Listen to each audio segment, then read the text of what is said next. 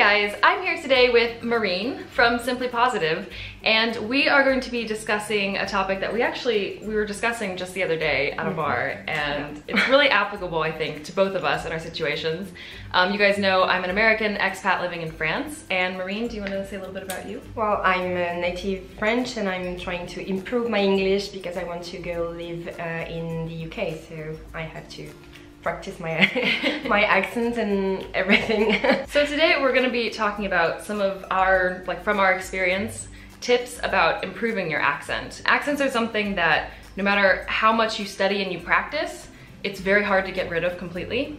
And not everybody wants to get rid of them completely, but I think everybody wants to have as good of an accent as they can because it's just easier to communicate and to be understood. Yeah. I mean, you can have this trying to be more have a better accent, but I think getting rid of your natural accent is a bit a shame because, I mean, well, maybe it's because I'm a French girl, so I know the French accent is always like, oh, you're French, that's nice. Everybody likes the French accent. Except for the French. Yeah, that's true. Especially for me, for example, I'm not sure how long you've been learning English, but because French is a little bit more recent for me, I'm not sure I'm ever going to be able to get rid of it, no matter how hard I try. Do you have a tip to maybe start us off? Well, the first one is pretty obvious, just to surround yourself with materials like YouTube videos, movies, podcasts, audiobooks and stuff. Even though you don't understand everything, you always can take the essence of the language. I know it really helped me to, like, I know for the French, saying the hello, the H's, that's not really natural for us, so I know, like, listening to it constantly really helped to improve it. There's also a lot, because when you think of accent, you normally think of exact pronunciations, but every language also has their own musicality and their own tone and their own way of expressing yourself that's completely different from other languages. So that's also a really good tip. Again, even if, like she said, even if you can't understand everything yet, you can start to hear the rhythm of the language and the musicality of it. And I watched tons of YouTube videos when I was starting out. I know I've mentioned this before, but I would just play a 20-minute vlog from a random French native speaker YouTuber and clean my room while I was listening, or I wouldn't even pay full attention because I couldn't understand it all, but I just sort of got myself in that immersion environment as much as I could without actually being in a French-speaking country. Yeah, and I know for the English part there are a lot of content for people who like teach you English on YouTube. They give you tips, they give you advices, they give you phrases you have to rehearse to improve it, and also like grammar, some stuff like that. So that's really nice. YouTube is a great place to learn, really. Yeah. Another tip I have is, it's kind of an odd one, but exaggerate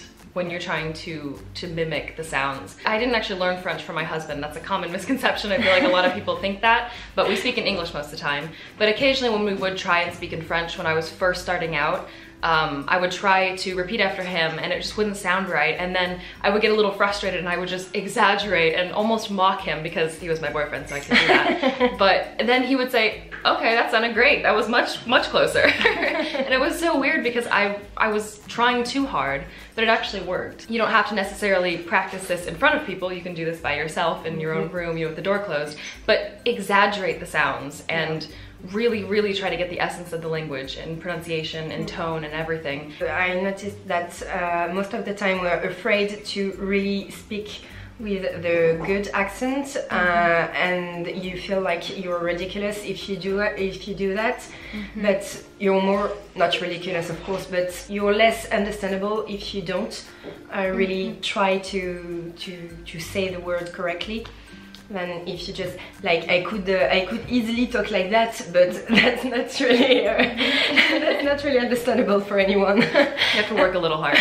That is actually, you mentioned that you feel silly doing that, or people maybe treat you silly. I know we were talking about this before, but that's kind of a huge problem, I feel like, when people are learning a language, because if you're learning it around people who speak your native language as well, For example, when I was learning Spanish in a Spanish classroom, I would almost feel silly trying to put on the Spanish accent because a lot of the people around me weren't trying. Because you're all in class together, you're in kind of a weird, you know, teenager mood, and you don't want, like, it's not the cool thing to try. I know that that's really tough to combat if you're in a classroom, if you're in that situation, but I would just encourage you to do it anyway. And just forget them, because their accents are never going to be as good as yours if you're trying. Yeah, I know that's really common here in France. We're not really into learning languages and stuff, so I know my sister mock me all the time because, well, nicely, and she's my sister, so she's allowed to, but when I'm trying to have a more British accent, she's always make quite fun of me because, yeah, for her that's just me being silly, and for me I'm just like talking with an English accent. So. Right. And for a native speaker of the language you're trying to speak, it doesn't sound silly. It sounds more normal, in fact. And I think people are more willing to try to help you and understand you if they see that you're really trying. Right. That's what I was talking to you earlier. I think, well, I like accents, all of kind of accent, even the French ones. So I think you can like diversify the sources, the accent that you're listening to at. No, to. I was right this time. You can create like your own way of speaking. I know sometimes I have, for some words, more American accent, and for others more British accent, and I'm fine with it because I think it's fun. Learning a language is really fun. Kind of mixing the pronunciations. I think that's quite fun, and you can really have the accent that you're more comfortable with. It is also really good to listen to different accents so that you understand different accents. Because there's nothing weirder, or maybe there's definitely things weirder, but it's really weird to be fluent in a language, but then when you encounter someone from a different part of the world who speaks that language natively, you're incapable of understanding them because it's just too different from what you're used to. For example, I am currently trying to find sources of Quebecois because I feel comfortable enough now with France French, or at least like standard France French, that I can start to branch out without completely destroying my French French, because I do still need to be like understandable in France. But it feels silly to me to not be able to understand Quebecois as well. And well, we don't. So there's that. And I do love the accent. The more I listen to it, now that I'm actually fluent enough to understand it, I really like it. But it's a little more difficult because I'm really not used to it. At the beginning of me relearning English, I was speaking to an American guy over the phone, and my accent was just so bad. The first sentence was good, but after that I was like the total French girl with this horrible accent. Now I can talk more longer, but at some point I know I'm starting to like being tired and my accent is not so good, so practicing is just the only way to maintain your way of speaking. Which ties in nicely to another thing I wrote down, which is to repeat over and over and over and over. Listen to the word or the phrase and then repeat it, and then back it up and listen to it again, and just over and over. Because there are a lot of sounds, for example, the R. I've complained a lot about the French R. It's kind of complicated, but I've gotten so much better just because I've practiced. I would literally like take a shower and just the whole time just say as many words as I could think of with the French R in it and practice by myself where no one can hear me. Another thing is like to speak to natives. I mean, you have YouTube, you have movies and stuff. That's great, that's a great way to start, but if you don't like practice in a conversation, it's hard to stay in the good way of speaking. I mean, now I'm speaking to, well, you, Cheryl, and a lot of different people, and that's the way I'm improving, because when I don't know how to pronounce a word, I can ask, and you can correct me and stuff, because you can talk in your bathroom or anything, and that's great to start, but if you don't practice it with someone, it's really hard to really get the accent that you want. It reminds me of the Friends episode. Have you seen Friends? Yeah. Where Joey is listening to the soundtrack. It has him repeat the numbers, and he repeats them just completely wrong. And the soundtrack says, "Very good." And he's like, "Thanks." One thing that I also have to recommend is to tap into your artistic side. Some people approach languages already just naturally with more of an artistic angle. Other people think of it a little bit more of, you know, memorizing, a little more, I don't know, scientific in how they're learning a language. But really, it's a balance of both. And when it comes to accent, I really think it has a lot more to do with the artistic side. Back when I used to teach English a little bit as a foreign language, I did have a student who had a PhD in, I can't remember what, but it was something in a science. And he was so smart, but he was so practical about how he approached language learning.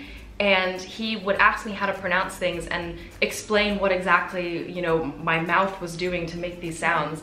And I couldn't respond. I couldn't explain half the time. That's not how I think a lot of people learn, and I don't think it's how you really master an accent. There's a certain amount of just listening, repeating, listening, repeating. It makes me think of when I was taking classical violin lessons. That's what you do a lot of times to be able to get expression, and I feel like you have to do that to some extent with language as well. Don't be afraid to talk and to make mistakes, because that's the way you learn. Don't translate in your head. That's, even though you don't have the greatest level of the language that you're learning, try to start thinking in the language that you're learning, because that's more natural to think in a language and speak in the same. That's first speaking to yourself in, like for me, a French, and then translate in my head in English, and then say it in English. So this might depend a little bit on the resource you're using. For example, Duolingo. I love Duolingo. I use it all the time.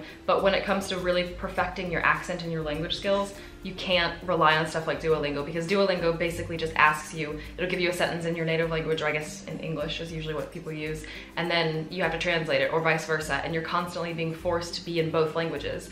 But at some point, once you get to a high enough level, you kind of have to break away from that and just forget your native language as much as possible when you're practicing. So those are all the tips I think we have for today. I hope this was helpful for you guys. If you have any tips of your own on how you have improved your accent, let me know in the comments below.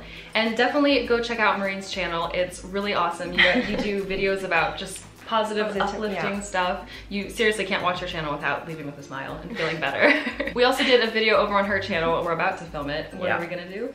I'm going to interview you about your writing, because I like to get to know the passions, people's passions. So thank you guys all so much for watching, and I will see you guys soon. Bye!